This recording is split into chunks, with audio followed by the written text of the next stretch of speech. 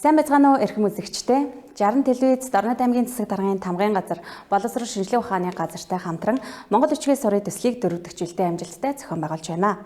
Энэхүү төслийн хүрээнд зохион байгуулагдаж байгаа үндэсний бичгээ сэргийхийн ач холбогдол сэдвт хэлэлцүүлэг энхүү эхэлж байна.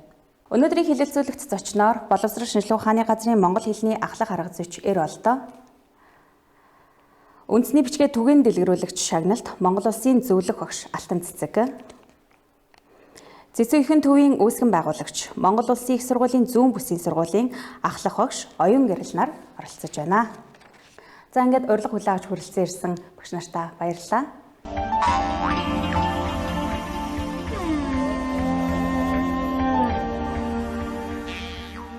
Монгол хэлний тухай хуулинд 2025 оноос төрийн албан хэрэгт албан бичгийг хос бичгээр бичих заалтыг оруулж өгсөн. Тэгэхээр эхний асуултаа яагаад үндэсний бичгээ бид сэргээх хэрэгтэй вэ гэсэн асуултаар эхлүүлье. Их хэлээ эрхэмлэн дээдлэгч эрдэмтэн багш нар, эцэг эхчүүд, хүүхдүүд та бүхэндээ энэ өдрийн мэндийг хүргье. За манай босоо монгол бичиг бол дэлхийд ганцхан бичиг гэгддэг. Энэ сайхан өв соёлоо, түүхээ, уламжлалаа өнөө үед бид нэр зайлшгүй авч явах төрийн албан хэрэгээ хос бичгээр ингэж авч явах болсонд бол үндэсний бичгийн багшийн хувьд бол баяртай байдаг. За тэгээд энийг сэргээхийн ач холбогдол гэвэл нэг үе бодвол бас жоохон сэргсэн гэж үзэж байгаа миний хувьд. Одоо биднэрт юу дутуу байна гэхээр хэрэглээл дутуу байна. Ерөнхий боловсролын сургуульд 6 дугаар ангиас нь эхлээд 7-оос 6 дугаар ангиас нь эхлээд 7 хоногт 2 цагаар хичээл ордог. Хүүхдүүд бол энийг сурахад маш их сонирхолтой байдаг. Бүр уралдаад сурдаг хичээл зааж хахад. Тэгээд гараад явна дараагийн 7 хоногийн нөгөө орох цаг дээрээ л хүүхдүүд монгол бичгээ үздэг. Энэ хооронд хүүхдүүд ямар ч тийм орчин байхгүй болоод байна. Инхээр бид нэр үндэсний бичгийг ерөөсөл хэрэглээ болгох тал дээр нь бодлогын хэмжээнд ажил зохион байгуулах хэрэгтэй байна. Бас нэг үе бодвол байгууллагуудын хаягууд үндэсний бичгээр хос бичгээр ингээ явагдаж байна. Энэ бол бас сайшаалтай юм. Тэгэхээр бид нэр цаашаага өшөө юу хийж болмоор байна уу? Тэ? За магадгүй хүүхэд багчуудыг хөгжүүлэх, за энэ уран бичлэгийн энэ дугуйлан итердүүл үнэхэрийн бас хүүхдүүдэд өөр өгөөж өгсөн, эцэг эхчүүдэд өөр өгөөж өгсөн маш сайн ажил гэж боддог. Тэгээд дунд сургуулиас эхлээд энэ дугуйланд явсан хүүхдүүд бол өөрсдийнхөө нэрийг сайхан бичиж гэн, өөрсөндөө таалагдсан шүлгүүдийг сайхан бичиж гэн. Тэрийгээ зохиомжилж ийн гэхэлэр хүүхэд өөрөө бас ингээд чадвар жаад хөгжөөд ирээд байгаа юм. Тэгэхээр л энийг өшөө цааш нь биднэрт яаж уламжлах, яаж үр хойчтой энийг насан туршид нь амьдралынх нь туршид хэрэглээ болох талаас нь л бид нар анхаарах хэрэгтэй байна. Миний хувьд бол хэрэглээ тал руу л нэлээд бодлогын чанартай ажлуудыг хиймээр санагдаж байна. За олон зуун жилийн турш их Монгол улс байгуулагдсан үеэс үндэсний бичиг маань төрөөсний бичиг байсан 1000 гаруй жилийн түүхтэй. За энэ бичиг үсэг маань тухайн монгол хүн, монгол улс оршин тогтнохын үзэл суурийг бас хадгалж авч байгаа бичиг соёл юм аа. Тиймээс бид энэ үндэсний бичиг соёлоо сэргээхийн тулд тууштай, зорилготой ажил үйл ажиллагаа зохион байгуулж явах ёстой юм гэж бодож байна. За үүний хүрээнд үндэсний хөтөлбөр 1, 2, 3 дахь нь энэ хэрэгжээд энэ жил дуусах юм. Үндэсний хөтөлбөрийн хүрээнд Дорнод аймгийн засаг дарга асан Бадамсаран одоогийн улсын хурлын гишүүн Монгол бичгийн сурын төслийг хэрэгжүүлээд дөрөвдөг жилээ зохион байгуулагдаж байна. Энэний хүрээнд тэр албан хаагч, хувь иргэн, хүүхдийг нийт нь үндэсний бичгтэн болгох энэ аян үйл ажиллагаанууд бол нээлттэй зохион байгуулагдаж байгаа. За 1973 оноос Монгол улс бичиг үсгтэн улс болсныг нөөб зарлаж ирсэн. Тэгвэл 2025 оноос хос бичгтэн улс болохын зорилго тавьж ажиллаж байгаа. Энэ төрийн бодлого шийдвэр манаас амжилттай хэрэгжээсэй лээ гэж бас хүсэж байна. За үндэсний бичиг сэргээх гэдэг Монгол үндэстэн бид цаг ямагт байсаар л ирсэн. Тийм болохоор үндэсний бичиг гэдэг энэ ойлголт үндэсний маань хэл соёл бидний мах цуснд байсаар л ирсэн гэсэн үг. Тэгэхээр энийг жоохон нэг сэжим сэжүүр өгөөд одоо энэ төвшөнд хүрэгчээд байгаа нь бол бас бид бүхний нэг давуу тал юм аа. Тэгэхээр ер нь бол 95 оноос эхлээл үндэсний бичгээ хэрэглэх, сэргээх, баттгах, бэхжүүлэх асуудлууд цаг үе бүрт үе шаттайгаар хэрэгжиж ирсэн байна. Монгол бичгийн одоо 3 ийм шатлал бүхий хөтөлбөр хэрэгжиж байна. Тэгэхээр ер нь бол бидний сэтгэлгээнд бол үндэсний бичиг гэдэг ойлголт, үндэсний хэл соёлоо хадгалах энэ даяаршлын нийгэмд бид монгол хэл соёл уламжлалаараа бусдаас ялгаатай байдлаа хадгалж үлдэх гэдэг ойлголт бол бидний ухамсар оюун санаанд суусан байгаа, баттай сууж ирсэн. Тэгэхээр одоо хүмүүс харьцангуй бас энийг өөрсдөө яаж түгээн дэлгэрүүлэх үү, бусдаа яаж нөлөөлөх үү, өөрөөрөө яаж бүлгэрлэх үү гэдэг асуудлууд бол нэлээд эрчимтэй ингээд хөгжлийн гараагаа эхэлчихсэн гэж ингэж харж байгаа. Жишээ нь одоо энэ уран бичгийн олон сайхан бичээчд төрөн гарч ийн. Манай Дорнод аймагт ихтэл мэлс багшиг гувгаал бид хэднийг юм бичүүлэх гээл оролдож гүйжсэн ийм цаг үе байсан бол өнөөдөр одоо уран бичлэгээр Монгол үндэснийхээ бичгээр үзгийн биер за бүр захимд одоо ингээд сайхан биччихдэг олон багш нар хүмүүстэй болцсон байна. Олон янзын энийг одоо хүмүүстэй дэлгэрүүлэх, түгээх, бас урамшуулах юм хэлбэр бүхий үйл ажиллагаанууд одоо жил тутам хэд хэдээрээ зохион байгуулж байна. Тэгэхээр энэ бүгдийг бол бид сэргээж байгаа, баттгаж байгаа, цаашид бэхжүүлэх үеийн гараа гэж харж байгаа. За тэгэхээр үндэсний бичиг монгол хэл гэдэг бол бас үндэсний дархлаа байдгаа. Тэгэхээр энэхүү дархлааг бас хүн бүрт суулгахын тулд ирээдүйг болсон хүүхдүүдээсээ бид эхлэх ёстой. Тэгээд хүүхдүүдийнхээ ухамсарт энэхүү бичгээ сурахгүй л болохгүй шүү гэсэн ийм сэтгэлгээг бас суулгах ёстой гэж бодож байна. Тэгэхээр Дорнод аймгийн хэмжээнд одоо үндэсний бичгээ түгээн дэлгэрүүлэхэд бас маш олон ажлуудыг хийж байгаа. Бас дээрээс нь хэрэглээ олгох шаардлагатай байна гэж Алтан цэг багш маань хэлсэн. Тэгэхээр одоо ер нь бол ерөнхий боловсролын сургуулийн хүүхдүүдэд шууд ингэж хүртэж байгаа хүмүүс бол үндэсний бичгийн багш нар байгаа шүү дээ, тийм ээ. Тэгэхээр энэ багш нар яг энэ дээр бас хэрхэн санаачлаг гарган ажиллаж байна. Тэгээд ер нь хүүхдүүдийн үр дүн ер нь Дорнод аймгийн хэмжээнд ямар байгаа гэж бодож байна вэ? За тэгэлгүй яах вэ? Бидний хойч үе болох өр хүүхд маань үндэсний бичиг үсгээ шимтэн суралцж эхэлснээр ер нь бол энэ бичиг үс маань хойш үедээ үлдэх түгээн дэлгэрүүлэх энэ асуудал яригдах бах. За үндэсний бичгийг түгээн дэлгэрүүлэх хэмжээнд Монгол хэл орон зохиолын мэргэжлийн багш нар бол маш их хичээж шамдан ажиллаж байгаа. За энэний хүрээнд төслийн хүрээнд туссан олон ажил зохиогдож байгаа. Үндэсний өв цоврал нэвтрүүлгүүд явж байгаа. Мөн телевизийн энэ цоврал хичээлүүд явж байгаа. Цоврал контентууд явж байгаа. Мөн гэр бүлийн хүрээнд тухайн хүүхдүүд маань гэр бүлийн хүрээнд аав ээжтэйгээ тэр үндэсний бичгээ сурж байгаа туршлагаа түгээсэн юм аян жилүүр бас уламжлалгын зохион байгуулагдаж байгаа. Цахим орчинд үндэсний бичгээр энэ бичих энэ бас нэг ажиллагаа зохион байгуулагдаж байгаа. За мөн зөвхөн хүүхд гэхгүй төрийн албан хаагчдын дунд бас энэ үйл ажиллагаа зохиогдож байгаа. Энд дээр багш нар маань тухайн байгууллагатай хамтраад сургууль үйл ажиллагааг зохион байгуулдаг. За мөн төрийн албан хаагчдыг энэ үндэсний бичгээ сайжруулахын тулд төрийн албан хаагчдын дунд уншлах, бичлэгийн уралдаануудыг жил болгон зохион байгуулдаг. Энд Дорнод аймгийн бүх энэ сургууль, цэцэрлэг, агентлаг, хэлтсүүд энэ бүгд идэвхтэй оролцдог. Энэ төрийн албан байгууллагууд маань өөрсдийнхөө хаягжилтаас эхлүүлээд үндэсний бичгийн дотоод монгол бичгийн болон хүртэл ажиллаж өөрсдөө энэ илүү цагаараа энэ дэвтэр нэг хичээлээ үзэж ингэ судалдаг юм болцсон байгаа. Нэг үе одоо үндэсний бичиг соёлоо сурахад төрийн албан байгууллагуудаас нэлээд хичээж ажиллаж байгаа. 2025 оны 1 сарын 1-ээс хот төрийн албан бичиг хос бичиг шилжихэд энэ төрийн байгууллагууд түгээн идэвхтэй оролцохгүй бас болохгүй байгаа учраас энэ байгууллагууд нэлээд идэвх гаргаж идэвх хичээл зүтгэл гарган ажиллаж байгаа. За оюун гэрэл багшийн хувьд болохоор цэцэгхэн одоо сургалтын төвдөө үндэсний бичгээс голлон хүүхдүүдэд ингээд зааж байгаа. Тэгэхээр бас таны хувьд энэ тал дээр сэтгэлээ хэлээ л дээ. За ер нь л альва нэг юмыг хүнд хүргэж тэрийг би нэг сурах юмсан, цаашид өвлөөд аваад явах юмсан. За би чинь монгол хүн гэдэг чинь ер нь яг хэнийг хэлээд байгаа юм. Би бусад үндэсний ард түмнээс юугаараа ялгарах ард түмний үр сад юм гэдгийг ингэж ойлгуулахын тулд бидэнд хамгийн одоо үр дүнтэй гэх юм уу да. Тийм арга эв бол өөрөөрөө үлгэрлэх юм байна гэдгийг бас ингээл цаг хугацааны явцаас харж л байна.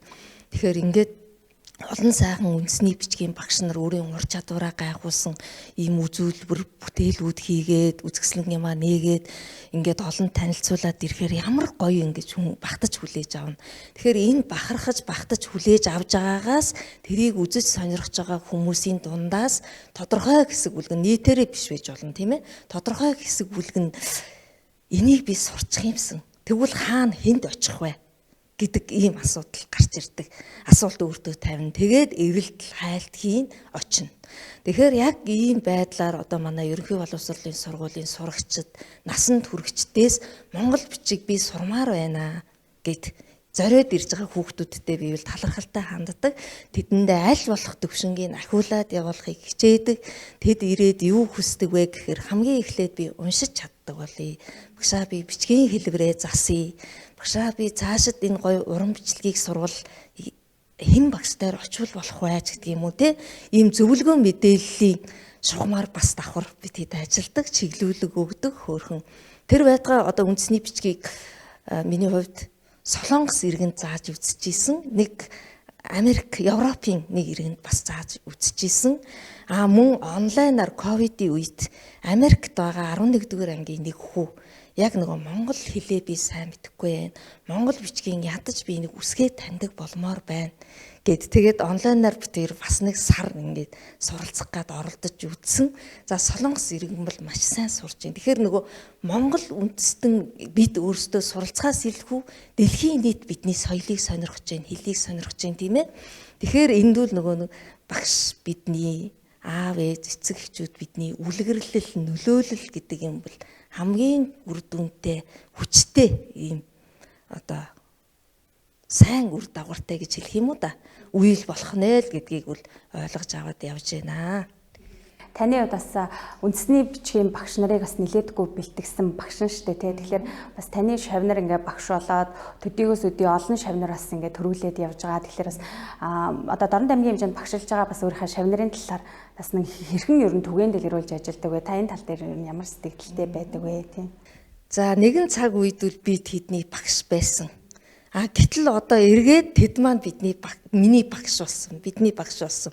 Одоо нэг жишээ нь манай Эр болд те яалтчгүй л манай монгол хэлний ангийг төгсөн. Гарын шавнырын маань нэг цэцэг дээр наран мандах гэл одоо ингээд сольж чулуун өтер гэл бүгд л шавнар маань байж гэн. Эдрийнхтаа бивэл монгол бичгийг бас нэг зааж ийсэн нь ч би Соронзон багш Ариун бол тогшийн бүтээлүүд ч бас би эднэр зааж ийсэн. Тэгээд яруу найраг, утга зохиол, уран зохиол аль ч талд нь бас бид хамтран суралцж л байсан. Одоо эргээд хүүхдүүд маань үе багш нэг энийг ингэмээр байна. Одоо энийг яадгийн гэд тэднээс асуух хэмжээнд. Тэгэхээр энэ юу илэрхийлж байна вэ гэхээр нөгөө багш шавийн залгамж холбоо багшаа давсан шавийг л сайн шав гинэ гэдгийг ингээд өөрөө хараад явж байгаа да үнэхээр баяртай байдаг. Бүх шавнартаа сайн сайхныг хүсье. Хөгжлийн эхлэл гаргандаа л та нар минь яваа шүү. Дахиад дөндөө орон зай, цаг хугацаа тэдэнд минь байгаа. Тэд ямар ч хийсэн одоо үндэснийхээ хэмжээний энэ сайхан уламжлал хэл соёлонд түүчэнд байж чадна гэдэгт бүрэн итгэлтэй байгаа. За баярлалаа. За тэгэхээр алтан цэцэг багшийн хувьд бас өөрийнхөө сэтгэл зүрх ер нь бүхэл зүйлийг те бяцхан одоо шавнартаа үндэсний бичиг соёлыг хүргэх гэж ингэж төдийгөөс өдийг хүртэл ажилласан. Тэгээд ч мөн үндэсний бичгээ түгээн дэлгэрүүлэгч ийм сайхан шагналтай. За тэгээд энэ талаараа тас сэтгэлээ. За би одоо 1988 онд Улсын багшийн дээд сургуулийн Монгол уран зохиолын багшаар төгсөөд одоо өөрийнхөө нутагт ирсэн. За тэгэл энэ ноноос эхлээд л ерөөсөө л үндэсний бичгийг зааж эхэлжсэн. 7 дугаар ангиас 1 цагаар зааж эхэлсэн. Тэгэхээр бол үндэсний бичгийн хичээлийг бол одоо бас бид нэр заагаад нэлээ олон жил болчихжээ. Хүүхдүүдэд ерөнхийдөө хүүхдүүдийн хувьд бол одоо үндэсний бичгийг яаж өчтдөг, яаж уншдаг, тэ үгийг яаж өчтдөг гэдгийг бол ер нь одоо тэр үеэс эхэлсэн хүүхдүүд бол ер нь нэлээд сайн ойлгож байгаа. Тэгээд бидний үед бол монгол бичиг заалгаж байгааг учраас одоо бидний үеийнхэн биднээс хараа доошхон за бас дээшгээ хүмүүс бол одоо үндэсний бичгийн мэдлэг бол ер нь бараг байхгүй гэж хэлж болох. За тэгээд энэ дээр би бас юу хэлэх гээд байна нөхлөөр бид нэр одоо үндэсний бичгийг түгээн дэлгэрүүлэх тэргүүн гинэнд бол ерөөсөө л манай монгол хэл уран зохиолын багш нар явдаг. эднэр одоо хүүхдүүдэд 2 цагийн хувьд ангийн одоо 30-аас 40 тэ энэ хүүхдүүдэд үндэсний бичгийн гიშгийг одоо тгийг яаж бичгээс эхсүүлээл тэ зурлагаа яаж зурах уу, үсгээ яаж дуудах уу, одоо үгийн эхэн дунд адагт яаж ордог уу гэл ингээл ерөөсөө анхан цагаасаа л эхлээд монгол хэлний багш нар бол одоо стол тэргүүн шугамд ажилдаг. Тэгээд анги дөрвөн хүүхдүүдэд 7 хоногт 2хан цаг энэ мэдлийг олгоно гэдэг бол бас үнэхээр бас харамсалтай байдаг. Тэгээд дараагийн 7 хоногт орж ирэхээр хүүхдүүд тэрийг мартчихдаг. Ингээл миний түрүүний хэлээд байгаа хэрэглээ гэдэг юм биднэрт бол асар хэрэгтэй л байгаа юм. За нэгдүгээрт нь тэгээд одоо энэ заасан цагаасаа л эхлээд монгол хэл одоо үндэсний бичгийн багш нар бол хүүхдүүдтэй ямар нэгэн байдлаар л үлгэрлдэг. Адаглал сайхан бичих, тэ адаглал одоо тгийнхаа зурлагыг гой тавих, одоо яавал хурдан унших уу, яавал үгээ зөв бичих үү гэдэг ингээл бүхэл зүйлээрээ үлгэрлдэг. Одоо харин сүүлийн үед одоо би одоо 12 дугаар сургуульд багшилж байгаа тэтгэвртэй гарсан өндөр насныхаа тэтгэврт. Одоо тэгээд би намайг ажиллаж явах үеэс эхлээд заана одоо бараг 10 жил болж байгаа хта 6 дугаар ангиас нь эхлээд нэг хүүхдүүдэд цагаан толгойг үндэсний бичгэд заангуудаа цагаан толгойн баярыг хийдэг болсон. Энэ баяр бол хүүхдүүд өөрсдийнхөө сурсныг эцэг эхтэй, найз нөхдөдөө, сургуульдаа, хамт олондоо одоо тайлагнах нэг юм баяр. Энэ баярын бас нэг онцлог бол энэ баярт бид нэр эцэг эхчүүдийг оролцуулдаг. Тэгээд залуу эцэг эхчүүд бол харьцангуй бас уншин, бичин, за уран бичлэгээрч бичдэг юм эцэг эхчүүд гарч ирж байгаа. Ингээл сүүлдэх одоо дуцмаал эцэг эхчүүдийн чанар бол сайжраад байгаа юм. Ингээр л нөгөө эцэг эхчүүдийн хүүхдүүдэд үзүүлэх үлгэр нөлөө бол эндээс эхлээл гарч ирж байна л гэж бас ойлгоод байгаа. Ингээр ерөөсө багш байна, багшийн дараа эцэг эх л ерөөсө үр хүүхдэд үлгэрлэх ёстой. За тэгээд дээрэс нь л одоо миний орчин л хэрэгтэй байна да. Тэгвэл л одоо үндэсний бичиг маань бас төгс болох гад л байна. За тэгэхээр бид бүхэн л бас үндэсний бичгийн төлөө сэтгэл зүрхээ ингээд зориулдаг ингээд багш нар хүмүүс байгаа. Тэгэхээр ер нь бол хэдхэн сарын дараа энэ монгол хэлний тухай хууль ингээд албан бичгийн хос өвчгээр хөтлөх хууль маань ингээд хэрэгжих гэж байна. Тэгэхээр энэхүү ер нь ажилд ер нь хэр бэлэн байгаа гэж та бүхэн бодож байна. За хууль 2025 оны 1 сарын 1-ээс хэрэгжихээр хуульчлагдсан байгаа. Тэгэхээр энийг бас хэрэгжүүлэхэд албан байгууллага, хувь хүмүүс, сургууль, боловсролын байгууллагын бид бүхэн тодорхой хэмжээнд өөрсдийнхөө чадах чинээгээр чардаж ажиллаж байгаа. Үүний нэг жишээ бол одоо Дорнод аймгийн хэмжээнд бол төрийн албан хаагчдыг бэлтгэх сургалтууд хийгдэж байгаа. Эхний удаа бол энэ жилд 2 удаа хийгдэг байсан бол сүүлийн 2 жилд 4 удаа ингээ хийгдээд явж байгаа. Тэн дээр болохоор яадаг вэхээр төрийн албан хаагчдаа бэлтгэхийн тулд бид одоо салбар чиглэлийн шинжлэх ухаанаар нь сургалтууд хийн. Тэрний монгол бичгийг анхны хичээлээс нь эхлээд би одоо 11 12 дахь удаага сая дөнгөж орчоод байж байна өнгөрсөн 7 хоногт. Тэгэхээр эндээс бид ингээд сургалтынхаа хооронд бас алдаа оноо юу байв, өшөө цаашаад яахаар байна гэд. Тэгээ хүмүүсээс гарааны үнэлгээний судалгаа авч үзсэн. За ингэхдээ үндэсний бичгээ хэрэгжүүлэхэд, хууль хэрэгжихэд бэлэн байна уу гэж асуухаар хүмүүс бэлэн биш. Тэгвэл яаж бид бэлтгэх вэ? Сургалт авъя. Тэгвэл энэ ер нь үндэсний бичгээр хэрэгжүүлэх хуулийн заалтыг дэмжиж гин үү гэхээр ихэнх нь дэмжиж гин гэдэг. Тэгэхээр бидний мах цусанд энийг хэрэглэх нь зөв юм а гэсэн үзэл бодол ухамсар байна гэсэн үг байхгүй юу? За мөн албан байгууллагууд өөрсдийн албан хаагчид ажилчдаа сургалтууд их авдаг манай монгол хэлний мэргэжлийн багш нараас. Энэ тухайн албан байгууллагт сургалт хийхээ өмнө ямагт бас гарааны үнэлгээ хийн. Сургалтаа хийсний дараа гарцын үнэлгээ хийдэг. Тэрнийхээ үр дүнд бид буцаага тайлгнадаг. Жишээ нь Дорнод аймгийн засаг даргын тамгын газарт би сургалтыг хийсэн. Гарааны үнэлгээгээ хийгээл за бидэд яг ийм байна. Тэгвэл одоо хэдүүлээ ямар төвшөнд хүрэхий, ямар хөтөлбөрөөр хичээлхий, бүгдийн сайхан танилцуулаад хичээлийнхээ заасны дараа гараа төгсгөлийн одоо үнэлгээ гараа явцсан юу лээ? Үр дүнгийн үнэлгээгээ хийгээд тэгээ хэдүүлээ танилцуулаад за хин хэдэн хувиар агсан байна, яасан байна гээл те. Ингэчингүүд хүмүүс чинь хамаагүй өөр болдог байхгүй яа. Би одоо энэ дээрээ дутагдaltaй би дунд нь төдөн удаа сургалтаа тасалдсан шүү өстэй хэрэггүй ээж ч гэдэг юм уу. Ийм байдлаар нөлөөлөд ирэхэд хүмүүс их өөрөө. Тэгээд шүүхэн шийдвэр гүйцэтгэл аудит гэл цэцэрлэгүүд уламжлалт эмнэлгийнхэн өдргээ зөндөө байгууллагад ингээд сургалтууд хийжсэн. Энийг ингээд хийсний үр дүнд багш нар маань эргээд хамтарч ажилладаг. Жишээ нь та тэнд сургалт хийсэн бэ? Одоо тийшээ хийх гэж байна. Багшаа яг яавал дээр вэ те? Одоо надад зөвлөгөө өгөх юм байна уу гэл ингээд тэгэнгүүт бид хэд хөтөлбөрөө хүртэл буцаагаад би биестэй ингээд дамжуулаад тэгээ хэдүүлээ энэ дээр юу засахаар байна, энийг яаж танилцуулахаар байна гэд ийм байдлаар бид дахиад суралцж байна. Бидний хөгжлийн одоо бас нэг ингээд дээшээ ахих одоо гიშгүүр энэ байсан байгаа байхгүй юу. За нөгөө талаар би бас нэг сайхан ажлыг бүр зориуд дурдмаар санагдаж байна. Тэгэхээр одоо манай 60 телевиз өөрөө бараг хийсэн үү? Монгол хэлний сургалт хичээлүүдийг те захин хичээлүүдийг бэлтгэж хийсэн. За тэрэн дээр бол манай Гангаа багш, Одмондох багш энэ ингээд хичээлийг нь би бүгдийг үтсэн. Яах гэж үтсэн бэ гэхээр одоо яг энэ миний арайд нэг заахта түүртдэг сэтв ч юм уу те агуулга энийг энэ хүн маань ямар байдлаар шийдэж ийн вэ? Тэндээс би суралцах юм юу байна? Гэт ингээд хараад ирэнгүүт чинь багш нарын заах арга барилын хувьд хүртэл бид ингээд суралцах баялаг сантай болчихж байгаа байхгүй юу? Тэгээ ковидын үеийн Монгол бичгийн захин хичээлүүд хүртэл одоо өнөөдөр сургалтанд хэрэглэгдэж штэ. Баттгах хичээл шинийг нь үзээд эсвэл нөгөө нэг тонгороо сургалтын аргад хүртэл ингээд ашиглагдаад эхлээд хүүхдүүд судалцаад ирээд явдаг ч юм уу. За үндэсний хэмжээнд бол одоо хиний чоймоо багшийн хичээлүүд байдаг байлаа. Одоо сүүлийн үед ариун болд багшийн хичээлүүд бас ороод ирж байгаа жишээний гэл ингэхээр нөгөө нэг үндэсний хэмжээний багш нар маань орон зай харгалзахгүйгээр дуршлагаа хуваалцаж байгааг бүр талархалтай хандаж байна. Бас энэ хөтөлбөрийг хэрэгжүүлж байгаа тодорхой байгууллагуудаа бас бид талархах нь зүйтэй л гэж бодож байна.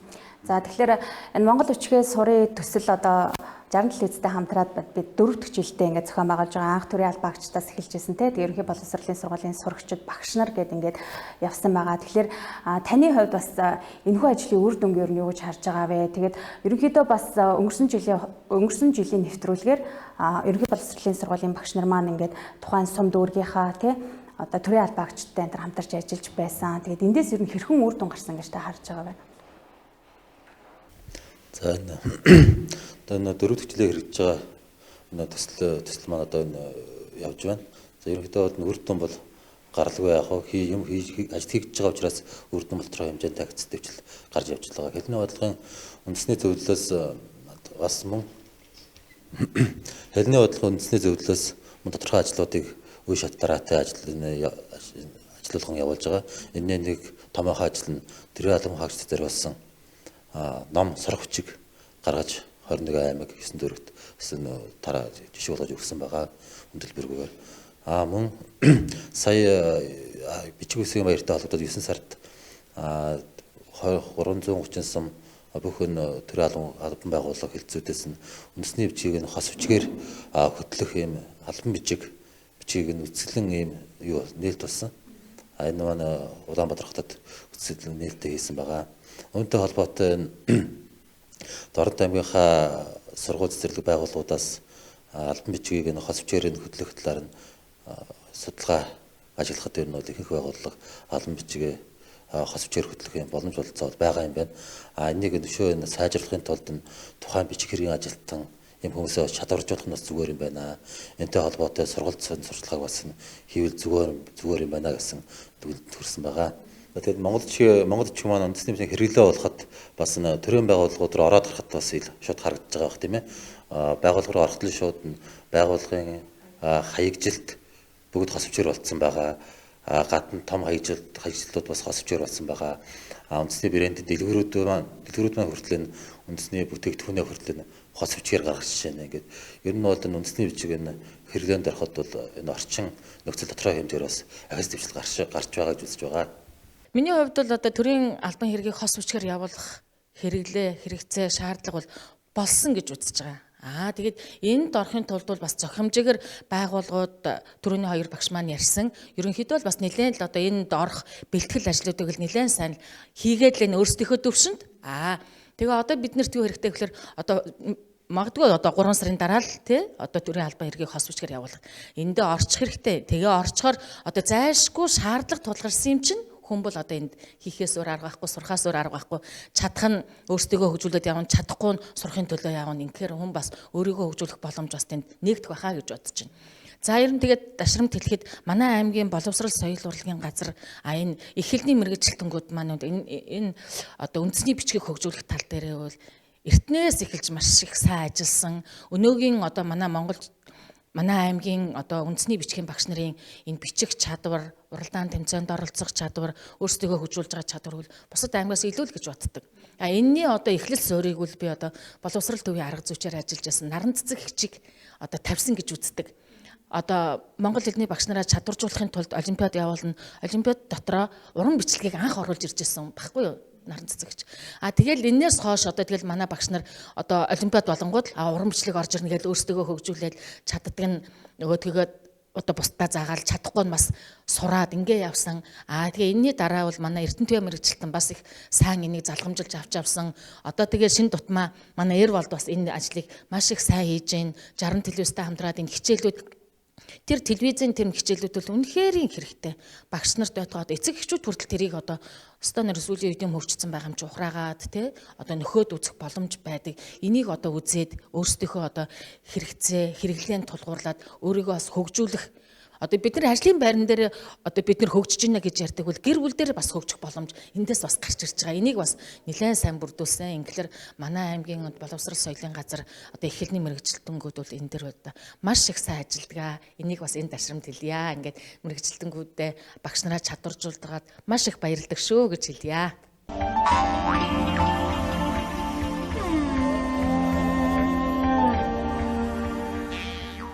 Нэвтрүүлэгтээ хамтран ажиллагч Сарана Цэцгийн дэлгүүр таны хүсэл бидэнд эрхэм. Утас 91 тэгдэрүү 74 75. За тэгэхээр бас сүүлийн үед үндэсний бичгийг одоо суралцаж байгаа хүмүүсийн донд те үндэсний бичгийг ер нь сурч чадах болов ер нь баг хуулинд оруулах хэрэг байна уу да гэсэн нэг тийм хэсбүлэг үе байж штэ те. За тэр хүмүүст ер нь энэхүү ер нь сурах ёстой шүү гэсэн хандлага сэтгэлгээг ер нь хэрхэн суулгах ёстой гэж та бүхэн бодож байна. Энэ асуудал бол ерөөсөө нөгөө монгол бичгийн хэлтэй холбоотой хэл гэж ойлгоод байгаа юм. Кириллээр бол бид нэр өөрсдөө ингээд шууд өөрийнхөө хэрэгцээ шаардлага бүх юм бичиж өгдөг. Гэтэл үндэсний бичгэн дээр одоо энэ үгнүүд маань зарим нь уламжлалтад агаад араа өөр хэлэгддэг жишээтэй. Жишээлбэл одоо нүүр хэдний гуур гэдэл те. Одоо юу гэдгийг аав гэхэд абуу утар гэдэг ингэдэг. Инглихээр нөгөө энэ байдал нь орчин цагт нөгөө хэрэглэгддэг одоо үгнүүд маань өөр үгээр ороод ирэхээр энэ дээр нөгөө эцэгчүүд хэцүүдээ энэ аюу хэцүү, өстой хэцүү юм байна гэдэг ойлголтууд байдаг. Гэхдээ бид нэр одоо үндснийхээ хэл соёлтой л хэл соёлыг л сурах гэж байгаа юм чинь одоо энэ байдлаар нь сурхаас өөр арга байхгүй. Тэгээд яг хуу миний хувьд бол энийг одоо яах гэж хэлээд байна гэхээр эндээс бол ерөөсөө тийм одоо цочир доод гэдэг юм уу те татгал заад бэрхшээгээд байх шаардлага байхгүй. Бид нар зайлшгүй шаардлага тулаад ирсэн юм чи бид нар өстой нэг сурах л өстой. Одоо тэгээд тэрийг одоо өөрсдөө тэр бол хувь хүн өөрийнх нь л хумсартай холбоотой гэж үзэж байгаа. Тэгэхээр тэрийг энэ зайлшгүй би сурах өстой. Тэ одоо бүх юм болчлоо энэ талаас нь л би сурахаас зөвшөөрөл за энэ нэстэ сурахад хэцүү юм байна гэдэг одоо тэр нэг саад бэрхшээлийг одоо хүн болгон өөрийнхөө сэтгэл зүрхнээс авч хаях хэрэгтэй л гэж бодож байна. Ингээл тэрийг аваа хайчих нь гайгүй эн чинь манай өвөг дээдсэн маань их хэл юм шүү. Өвөг дээдсэн маань энэнгээр одоо олон жил те одоо төрийнхөө үйл хэргийг авч авч ирсэн шүү. Одоо залуу үеийн энийг хойшод залгамжлах ёстой юм шүү гэдэг бодлыг л өөрсдөө одоо төвлөрүүлээд энэ талаар сурвал нэг айхтар саад байхгүй л ах гэж бодож байна. Энэ сүүлийн бас залуучдын донд бас нэлээд ажиглагдаад байгаа те. Энэ үндэсний бичгээс жоон хашрах тохиолдол ажилладаг. Энэ бол юунаас өвдөлттэй вэ гэж бодохоор нэг кирилл бичиг үндэсний бичгийн дуудлага зөрүүтгөөс нь одоо дахиад эргээд үндэсний бичгийг нь хэрэг шаардлага байна уугүй юу хэрэгцээ байна уугүй юу гэх нь яриа гараад байгаа тийм ээ. За ер нь бол үндэсний бичиг маань одоо түрүү ярьжсэн 1000 гаруй жилийн түүхтэй монгол хүний тий заншил түүх соёлын том илэрхийлэл учраас бидэнд бичиг соёлоо авч явах ёстой юм аа. Монгол бичгийн нэг язгуураас нь бусад гардал нь одоо өгүүдийг нь юм олох бичих боломжтой тийм энэ онцлог бичиг байхгүй. Тиймээс бид нэр үндэсний бичгийн соёлоо уг язгуур гарлаа нь бас судлах ёстой. Хойч үедээ түгээн дэлгэрүүлэх ёстой.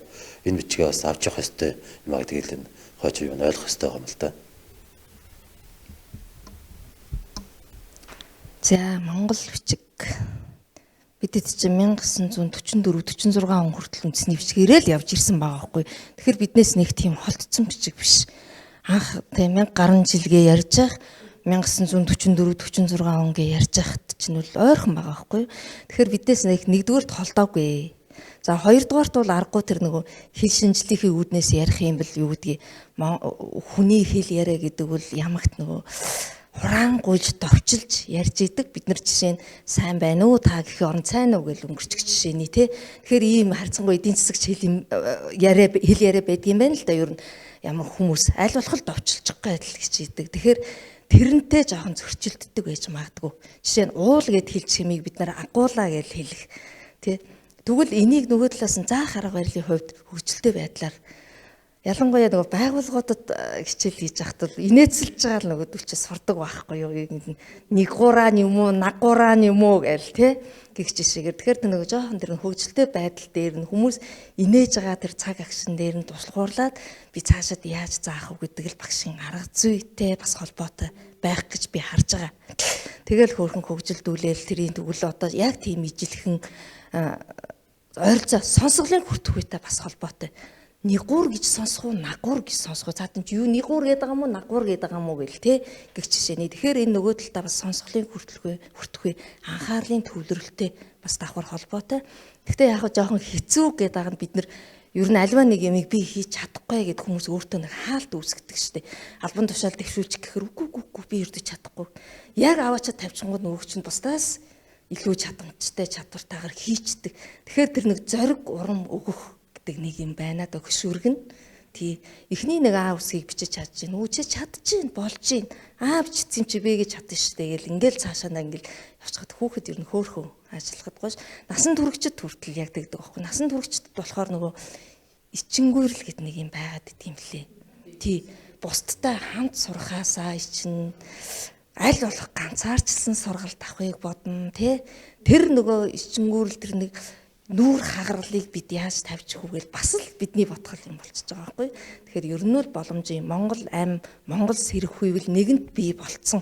Одоо бид хэдийнийг аваад явхад бол ерөнхийдөө бэлтгэгцэл гэж бодож байгаа. Яг байгууллагуудаас асууж байгаа та яг бэлэн үү гэхээр дунд зэрэг байгууллага дотроос ер нь 2-3 хүн бэлэн гэж хариулж илээ.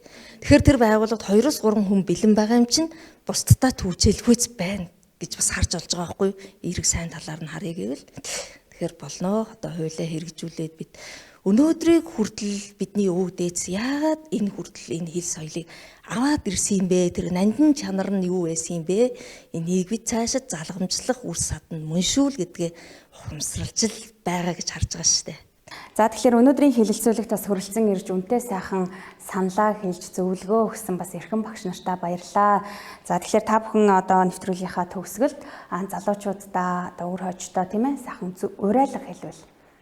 Яг Монгол бичигт биднийг дурлуулсан ер нь хүн гэх юм бол манай ардын боловсролын тэргүүний ажилтан Эрдэнэ цэцэг багш маань байлаа. Одоо доорнод багшийн коллеж байх үед бидэнд хичээл орж ирсэн. Дараа нь Монгол улсын боловсролын их сургуульд очиж суралцаж байхад ариун бол багш маань бидэнд монгол бичиг зааж исэн. Тэгээ багшийн нэг хэлдэг үг юу байсан бэ гэхээр одоо ертөнц төв байгуулад ертөнц сонин бий болгоод ингээд гаргаж явах та. Ерөөсөө л монгол бичиг бол боловсролтой хүний мөнхийн дагуул гэж хэлжсэн. Би боловсрч байгаа, би энэ цаг агшинд өөрийгөө бүтээж байгаа л гэж бодож байгаа бол үндэсний бичгээ хадгалах, хамгаалах одоо өөрөөрөө түүжүүлэх хэрэгтэй л гэж би харж байна. Тэгэхээр ерөөсөө монгол бичиг бол боловсралтай хүний мөнхийн дагуул монгол хүний мөнхийн суралцахын одоо анх шат юу гэдгийг те байх хэрэгтэй л гэж. Үндэсний бичгээ өнөөдрөөс эхлээд хойшлуулахгүйгээр сурцгаая, хөгжүүлцгээе, бүтээцгээе л гэж хэлээ да. Зундын доржгон шүлэгтээ хэл мал гарвтайгаан байхад хэн баян монгол баян гэд өгүүлсэн байдаг. Тиймээс бид нар энэ монгол хүн байхын утга учир Монгол улс орчин тогтнохын баталгаа хэл юм аа. Тиймээс бид үндэсний бичгээ, хос бичгээ хөгжүүлж цааш нь авч явах ёстой юм аа. Уриалж байна. Нэвтрүүлэгтээ хамтран ажиллагч Сарана Цэцгийн дэлгүүр таны хүсэл бидэнд эрхэм. Утас 91 тэгдэрүү 74 75.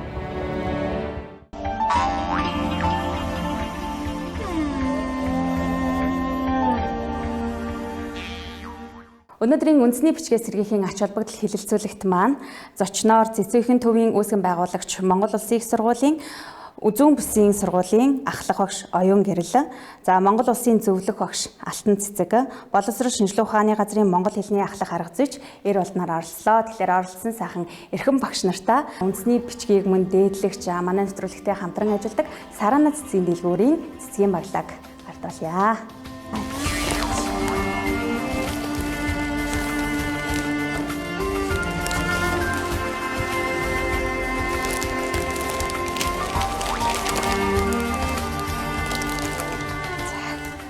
Жаран телевиз Дорнод аймгийн Цэцэг даргын тамгын газар боловсрол шинжилгээ ухааны газартай хамтран зохион байгуулдаг Монгол бичгийн сурын төслийн хүрээнд зохион байгуулагдсан үндэсний бичгээ сэргийхийн ач холбогдол хэлэлцүүлэх нэвтрүүлэг маань энд хүрээд өндөрлөж байна. Хүмүүр Монгол бичгээ сурцгаая.